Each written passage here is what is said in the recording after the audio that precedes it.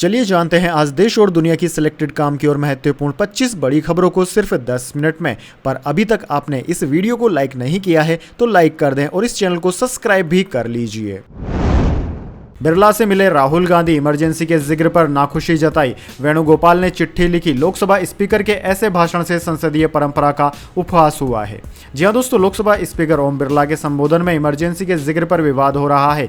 इसी मुद्दे पर विपक्ष के नेता राहुल गांधी ने गुरुवार 27 जून को बिरला से मुलाकात की। राहुल ने उनसे आपातकाल का जिक्र करने पर नाखुशी जताई। राहुल ने यह भी कहा कि यह पूरी तरह से राजनीतिक मुद्दा है, इससे बचा जा सकता था। राहुल गांधी के साथ सपा के धर्मेंद्र यादव, डिम्पल यादव, डीएमके की कन्नी मोजी, एनसीपी शरद पवार की सुप्रिया सुले, आरजेडी की मीसा भारती, टीएमसी के कल्याण बनर्जी और आरएसपी के एनके प्रेमचंद्रन समेत अन्य सांसद बिरला से मिलने पहुंचे थे। चलिए दोस्तों जान लेते हैं अगली खबर। पन्नू केस में अमेरिका बोला, भारत सरकार के सामने मुद्दा उठाया, जांच समिति की रिपोर्ट मांगी, कहा हम मामले में जवाबदेही चाहते हैं। जी हां दोस्तों, अमेरिका ने बुधवार को खलिस्तानी आतंकी गुरपंतवंत सिंह पन्नू के खिलाफ हत्या की कोशिश के मामले में भारत से जवाबदेही मांगी है। अमेरिकी सरकार के उप विदेश मंत्री कर्ट कैंपबेल ने कहा कि हमने सीधे भारत सरकार के सामने इस मुद्दे को उठाया है, साथ ही जांच समिति की रिपोर्ट मांगी है। वाशिंगटन इस मामले में जवाब चाहता है। दरअसल दोस्तों, पन्नू की हत्या की साजिश रचने के आरोप में भारतीय नागरिक निखिल गुप्ता को 30 जून 2023 को चेक रिपब्लिक पुलिस ने गिरफ्तार किया था। 14 जून 2024 को निखिल को अमेरिका प्रत्यार्पित कर दिया गया था। चलिए दोस्तों जान लेते हैं अगली खबर। राष्ट्रपति का 50 मिनट का अभिभाषण, सेनाओं में सुधार का दावा, अग्निवीर का नाम नहीं, शिक्षा नीति की बात पर विपक्ष ने नीट के नारे लगाए। जी हां दोस्तों, 18वीं लोकसभा के पहले संसद सत्र के चौथे दिन राष्ट्रपति द्रौपदी मुर्मू का अभिभाषण हुआ। 50 मिनट के भाषण में राष्ट्रपति ने हर मुद्दे पर बात की। उन्होंने कहा कि पेपर लीक करने वालों को कड़ी सजा दिलाई जाएगी। उन्होंने सेना को आत्मनिर्भर बनाने की तैयारियां भी बताई। नॉर्थ ईस्ट में शांति के लिए सरकार के प्रयासों का भी जिक्र किया। राष्ट्रपति ने कहा कि अगले बजट सत्र में बड़े फैसले लिए जाएंगे। उन्होंने आपातकाल को संविधान पर सीधा हमला बताया। यह भी कहा कि देश ने इस हमले से उभर कर दिखाया है। उन्होंने महिलाओं, युवाओं, किसानों, गरीबों के बारे में बात की। राष्ट्रपति ने चुनाव आयोग की तारीफ भी की। वहीं जीएसटी को भारतीय अर्थव्यवस्था में सुधार के लिए मील का पत्थर बताया। चलिए दोस्तों जान लेते हैं अगली खबर। सेबी ने स्टॉक्स को लेकर एडवाइस देने वाले फाइनेंशियल इन्फ्लुएंसर्स पर कसा शिकंजा। जी हां दोस्तों, शेयर बाजार के रेगुलेटर सेबी ने फाइनेंशियल इन्फ्लुएंसर्स पर शिकंजा कसने के लिए बड़ा फैसला लिया है। सेबी बोर्ड ने गैर रजिस्टर्ड फाइनेंशियल इन्फ्लुएंसर्स को रेगुलेट करने के प्रस्ताव को मंजूरी दे दी है। सेबी ने रेगुलेटेड व्यक्ति यानी कि ब्रोकर्स और उनके एजेंट्स के फाइनेंशियल इन्फ्लुएंसर्स के साथ किसी भी प्रकार के डील करने पर प्रतिबंध लगा दिया है। सेबी के चेयरपर्सन माधवीपुरी बुच ने प्रेस कॉन्फ्रेंस में इस फैसले की जानकारी देते हुए कहा कि जिन लोगों को हम रेगुलेट नहीं करते उन पर हमारा नियंत्रण नहीं है। उन्होंने कहा कि रेगुलेटेड एंटिटी का अनरजिस्टर्ड एंटिटी के साथ कोई एसोसिएशन नहीं हो सकता। यानी कि दोस्तों, सेबी जल्द ही अनरजिस्टर्ड इन्फ्लुएंसर्स पर कार्यवाही कर सकती है। चलिए दोस्तों जान लेते हैं अगली खबर। नीट पेपर लीक केस में सीबीआई की पहली गिरफ्तारी। पटना से मनीष प्रकाश और आशुतोष अरेस्ट, दोनों ने प्ले स्कूल बुक कराया था, यही सवाल रटाए गए। जी हां दोस्तों, नीट पेपर लीक मामले में सीबीआई ने गुरुवार को 2 आरोपी मनीष प्रकाश और आशुतोष को पटना से गिरफ्तार कर लिया। दोनों ने ही पटना के प्ले एंड लर्न स्कूल को रात भर के लिए बुक कराया था। इसी स्कूल में 20 से 25 कैंडिडेट्स को इकट्ठा करके आंसर रटवाया गया था। यहीं जली बुकलेट के टुकड़े भी मिले थे। दोस्तों, केंद्रीय जांच एजेंसी पिछले 2 दिन से 11 लोगों से पूछताछ कर रही है। सीबीआई ने बिहार पुलिस की आपराधिक इकाई ईओयू से 26 जून को यह केस अपने हाथ में ले लिया था। अब तक 5 राज्यों में पुलिस ने 27 से ज्यादा गिरफ्तारियां कर ली है। चलिए दोस्तों जान लेते हैं अगली बड़ी खबर। इस देश को नहीं बनाया जा सकता हिंदू राष्ट्र, अमर्त्य सेन के बयान पर कर्नाटक के सीएम सिद्धारमैया का रिएक्शन।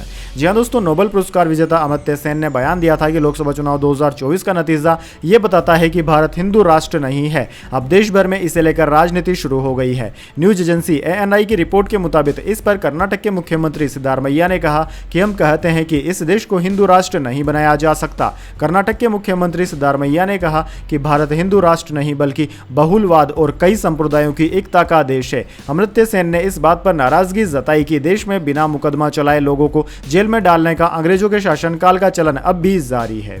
चलिए दोस्तों जान लेते हैं अगली खबर। हिमाचल, उत्तराखंड, J&K, लद्दाख में मानसून की एंट्री। 29-30 जून तक दिल्ली पहुंच सकता है मानसून। 21 राज्यों में बारिश का अलर्ट। जी हां दोस्तों, मानसून आज देश के उत्तरी राज्यों में दाखिल हो गया। उत्तराखंड, हिमाचल प्रदेश, जम्मू कश्मीर और लद्दाख को दक्षिणी पश्चिमी मानसून ने पूरी तरह कवर कर लिया है। इसके साथ ही मानसून गुजरात, राजस्थान के कुछ हिस्सों, उत्तर प्रदेश के कुछ हिस्सों और बिहार में आगे बढ़ गया। मानसून उत्तरी पंजाब में भी दाखिल हो गया है। वहीं दोस्तों झारखंड और पश्चिम बंगाल में मानसून अब तक रुका हुआ है। इसके चलते उत्तर प्रदेश, दिल्ली, हरियाणा में अब तक दाखिल नहीं हो पाया। हालांकि स्काईमेट एजेंसी के मुताबिक इस हफ्ते के अंत तक यानी कि 29 से 30 जून तक मानसून के दिल्ली पहुंचने का अनुमान है। दिल्ली में आमतौर पर मानसून की एंट्री 27 से 29 जून के बीच में होती है। पिछले साल दिल्ली में मानसून 26 जून को पहुंच गया था। वहीं दोस्तों भारतीय मौसम विज्ञान विभाग ने गुरुवार के लिए 21 राज्यों में भारी बारिश का अलर्ट जारी किया है। इनमें उत्तर प्रदेश, उत्तराखंड, मध्य प्रदेश, छत्तीसगढ़, बिहार, झारखंड, गुजरात, महाराष्ट्र शामिल है। तमिलनाडु, गोवा, कर्नाटक, केरल, ओडिशा, पश्चिम बंगाल, सिक्किम, असम, मेघालय, अरुणाचल प्रदेश, नागालैंड, मिजोरम और त्रिपुरा में भी बारिश का अलर्ट है। चलिए दोस्तों जान लेते हैं अगली खबर।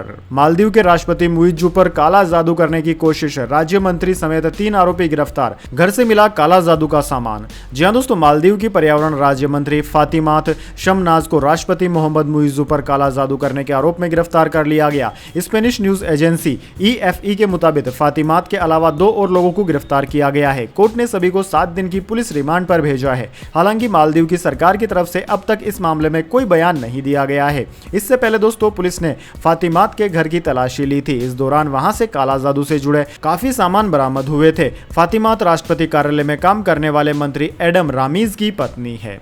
चलिए दोस्तों जान लेते हैं अगली खबर। पंजाब पुलिस ने योगा गर्ल को भेजा नोटिस। 30 जून को आना होगा, मकवाना बोली। SGPC वापस ले FIR, अन्यथा फाइट के लिए तैयार। जी हां दोस्तों, पंजाब के गोल्डन टेम्पल में योगा करने वाली सोशल मीडिया इन्फ्लुएंसर अर्चना मकवान को पंजाब पुलिस ने नोटिस भेज दिया है। वहीं मकवान ने अब एक और वीडियो सोशल मीडिया पर पोस्ट करते हुए श्रोमणी गुरुद्वारा प्रबंधन कमेटी SGPC को FIR वापस लेने की सलाह दी है। उनका कहना है कि अन्यथा उनकी लीगल टीम इसका जवाब देगी। पंजाब पुलिस के अनुसार अर्चना मकवान को नोटिस भेज दिया गया है। इसमें अर्चना को 30 जून को अमृतसर के थाना E डिवीजन को आकर अपना जवाब दाखिल करना होगा। मकवाना पर थाना E डिवीजन में ही SGPC की शिकायत पर 295A के तहत मामला दर्ज किया गया है। वहीं मकवाना अब माफी मांगने के बाद SGPC के साथ कानूनी लड़ाई लड़ने के लिए भी तैयार है। चलिए दोस्तों जान लेते हैं इसके बाद अगली बड़ी खबर। केजरीवाल सरकार को एक और बड़ा झटका। LG ने भंग की यह कमेटी, सभी सदस्यों को हटाने का दिया आदेश। जी हां दोस्तों, दिल्ली के मुख्यमंत्री अरविंद केजरीवाल को एक और झटका लगा है। उपराज्यपाल विनय कुमार सक्सेना ने Delhi dialogue and development commission को अस्थायी रूप से भंग करने की मंजूरी दे दी। साथ ही कमीशन के गैर आधिकारिक सदस्यों को भी हटाने का आदेश दिया है। DDCD को केजरीवाल सरकार का थिंक टैंक माना जाता है। दिल्ली सरकार ने इस फैसले को हाईकोर्ट में चुनौती देने की बात भी कही है। दरअसल दोस्तों, उपराज्यपाल ने अपने आदेश में कहा कि आम आदमी पार्टी की सरकार ने Delhi dialogue and development commission बनाया था। उनका मकसद सिर्फ वित्तीय लाभ बटाने और पक्षपातपूर्ण झुकाव वाले कुछ पसंदीदा राजनीतिक व्यक्तियों को संरक्षण देना था। चलिए दोस्तों जान लेते हैं इसके बाद अगली बड़ी खबर। अमेरिकी प्रेसिडेंशियल डिबेट हारे तो निक्सन को गाली पड़ी। कल इसी बहस के लिए आमने सामने होंगे ट्रंप और बाइडेन। दरअसल दोस्तों, अमेरिका में चुनाव से पहले राष्ट्रपति पद के उम्मीदवार आपस में डिबेट करते हैं। इस डिबेट में जो जीतता है उसकी राष्ट्रपति चुनाव में जीत निश्चित मान ली जाती है। दोस्तों यहां पर निक्सन जो कि राष्ट्रपति पद के लिए उम्मीदवार थे, वह डिबेट हार गए। इसके बाद उनको जमकर गालियां पड़ी। अब दोस्तों आने वाले कुछ दिन बाद ट्रंप और बाइडेन भी आमने सामने डिबेट करने वाले हैं। देखने वाली बात यह रहती है कि ट्रंप जीतते हैं या बाइडेन। यहां पर वैसे दोस्तों ट्रंप के जीतने के चांसेस ज्यादा बन रहे हैं। चलिए दोस्तों जान लेते हैं इसके बाद अगली खबर। जियो का रिचार्ज 25% तक महंगा हुआ। 239 वाला प्लान अब 299 रुपए में मिलेगा। 3 जुलाई से लागू होगी नई दरें। जी हां दोस्तों, रिलायंस जियो ने अपने प्रीपेड और पोस्टपेड प्लान की कीमतें 15% से 25% बढ़ा दी है। नए टैरिफ प्लान 3 जुलाई से लागू होंगे। अब 239 रुपए वाला सबसे पॉपुलर प्लान 299 रुपए में हो गया है। 239 रुपए वाले प्लान में रोजाना 1.5 GB डेटा मिलता है। इसकी वैलिडिटी 28 दिन की होती है। वहीं सबसे सस्ता प्रीपेड प्लान 155 रुपए का था, अब यह 189 रुपए का हो गया है। वहीं दोस्तों पूरे साल भर का जो प्लान 2,999 रुपए में मिलता था, जिसमें 2.5 GB प्रतिदिन डेटा आता था, वह प्लान अब 3,599 रुपए का हो गया है। चलिए दोस्तों जान लेते हैं इसके बाद अगली बड़ी खबर। वर्ल्ड कप के बीच बीसीसीआई का बड़ा ऐलान, मयंक यादव समेत इन खिलाड़ियों को मिला फास्ट बॉलिंग कॉन्ट्रैक्ट।